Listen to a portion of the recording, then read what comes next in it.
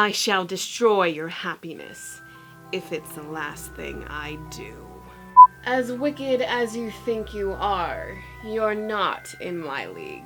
Put that thing down before you hurt yourself, Guyliner. Since when do I care about anyone else's happiness? But mine.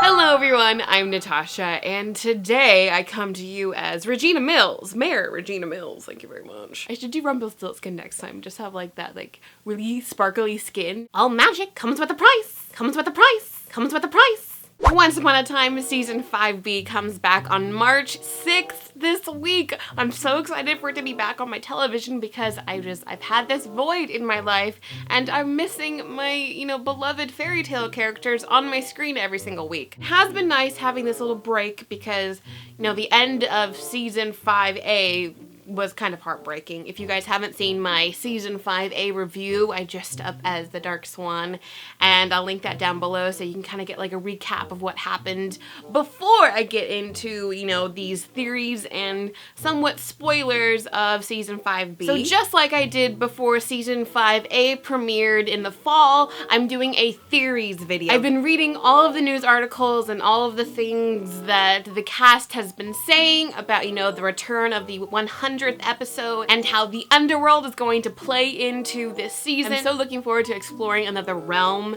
and just to see our characters fight back and how they change throughout the end of the season. I really enjoyed the first half of this season with Emma as the Dark One, and Killian was the Dark One. That was a twist. And the biggest twist, of course, is the ultimate Dark One, Rumpelstiltskin. It's so exciting that the show has been so successful and such a fan-driven show, and now we're here with the 100th episode, and they're doing a whole celebration, bringing back, cast members that we didn't think were gonna be back. So at the end of Season 5A, we see Emma as a savior. She confronts Rumple because she can hear the dagger. So there's still darkness somewhere in the world. And all that darkness has come and gone into Rumple. He's the ultimate Dark One right now. She's depressed because Hook is dead, which was so depressing to me as well. Emma, I'm right there with you. I miss him just as much.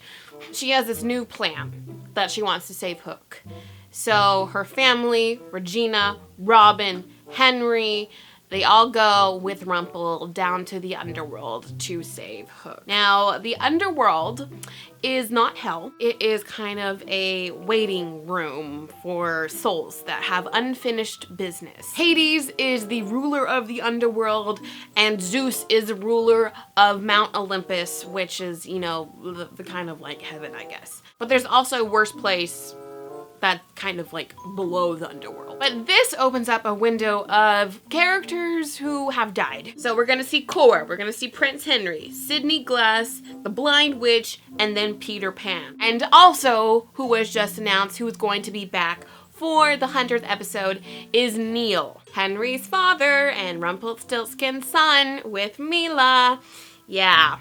That's gonna be fun. So the Underworld is not going to be what we pictured from the Hercules movie. I think we're gonna see sets that are in line with the mythology from Hercules, but it's mostly going to be Storybrooke. So Storybrooke is like under a filter. It's all skewed.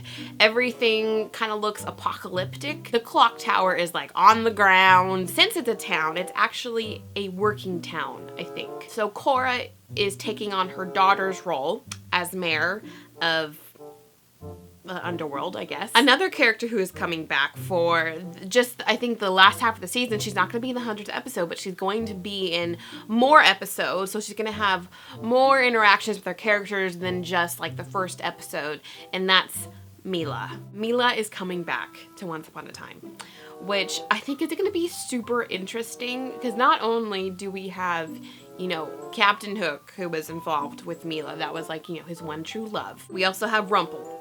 That's his ex-wife, or wife. I don't think they were like technically divorced, if they even have such a thing as divorce in the Enchanted Forest. That also means that Mila is Henry's biological grandmother and Neil's mom.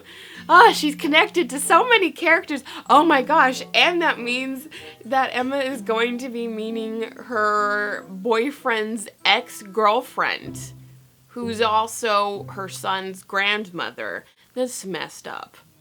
I'm excited to see her interact with these characters. I hope they make it a little awkward because just the whole family is just weird. So the theme of 5B is unfinished business. I don't know how long we're going to be staying in the Underworld. I hope it's not like Neverland. I didn't like that half of the season. I thought it was really drawn out and I was sick and tired of that set. I'm hoping because they're in the screwed up version of Storybrooke that it's not going to be as just lethargic as them in Neverland. The 100th episode is also going to be very Regina-centric, so we're getting some flashbacks of her as the evil queen, which is always fun. And we will most likely be finding Hook in the first episode. So the writers aren't making the second half of the season a binary question of do they rescue Hook? It's more of a doorway to get them into the Underworld to create more stories and, of course, more backstories and flashbacks that we get to see. And that's what they always do. But will Hook want to be saved? We're gonna find Hook not doing so well in the Underworld. He has a mindset that he sacrificed himself for his loved ones. He did the right thing. He is where he's supposed to be in his heart. But, of course, Emma has a different perspective because he's a survivor. He's supposed to be with her. I think there's going to be a lot of like emotional struggle between Emma and Hook. Rescuing Hook is going to be a difficult process because in Emma's mind, she's just going to split her heart like Regina split her parents' heart for them so that they could save David. I can't remember if Henry gave saving Hook an operation name, but they did reveal the name. It's called Operation Firebird. Oh wait, Firebird.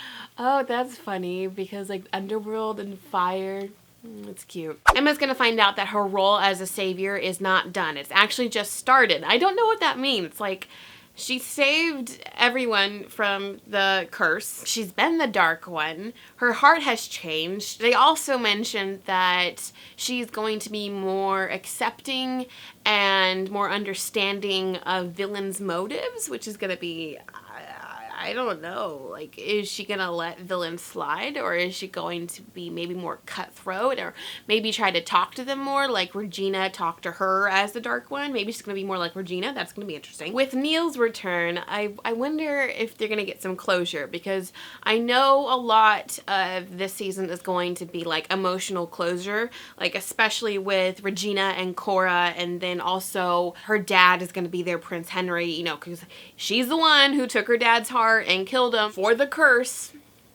What a lovely child she was. We're gonna see an episode that is very centric of Emma's past. After she had Henry, after she was in prison, more of the bounty hunter that she was. There's been some set photos of her like running around Vancouver with those like glasses and her hair in a ponytail.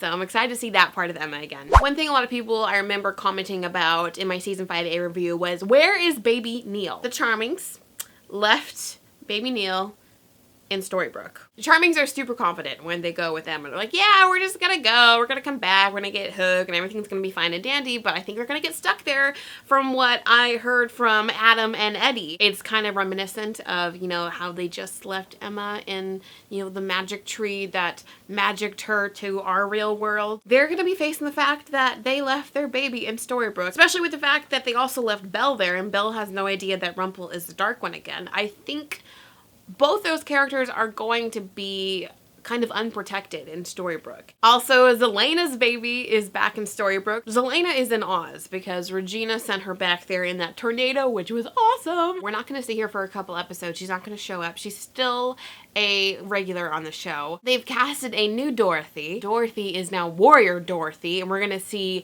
her arc, which I think is going to be super exciting, how she's battling the evil queen now that she's back in Oz. We're also going to see Cruella de Vil. She's going to be back, which I hope we get some some more of her because I think she died too quickly. Mulan and Ruby are coming back, and I think they're going to be the ones herding around Arthur and Guinevere and their whole evil system. And then Merritt is coming back, which should be exciting.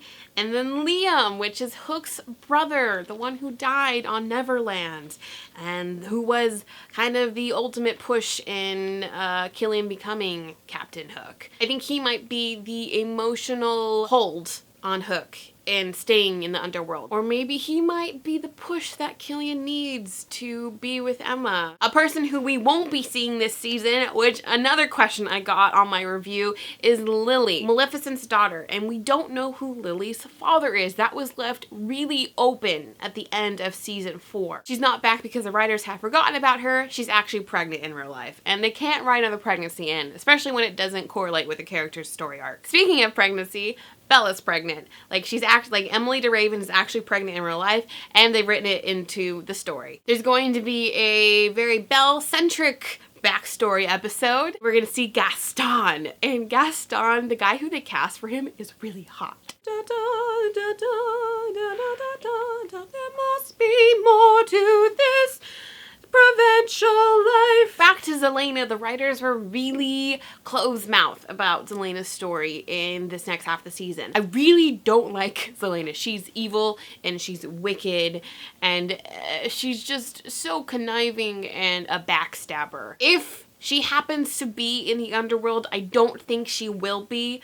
I think it would be really kind of interesting to see her confront her mother. I hope Regina and Cora have a conversation about Zelena. And then, of course, we're gonna see Hercules and Meg. And Snow has some backstory with Hercules, like, might be first love. Also, I forgot, Charming is gonna see his brother there, which I've read that there's gonna be a lot of, like, bickering, and this is the first time he's actually meeting his brother because, you know, he died by a dragon, and then their father asked him to take his place. And last, I have a spoiler for season 6. They're thinking the villains for next season are going to be 2 brothers. One is going to be a very evil brother who wants power, and the other is going to be a more shy brother. They haven't given these characters names at all. A lot of people are speculating maybe Cain and Abel. Other people are speculating, you know, the Lion King. That would be interesting. We'll have, like,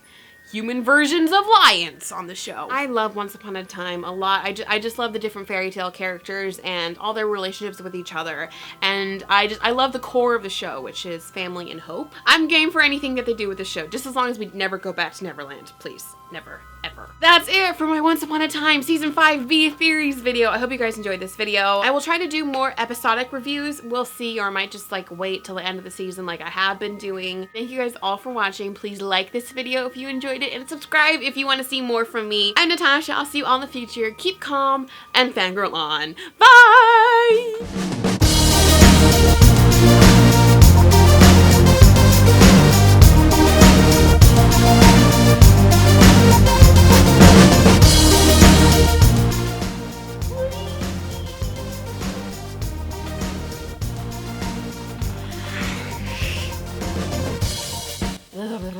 So with 100 episodes,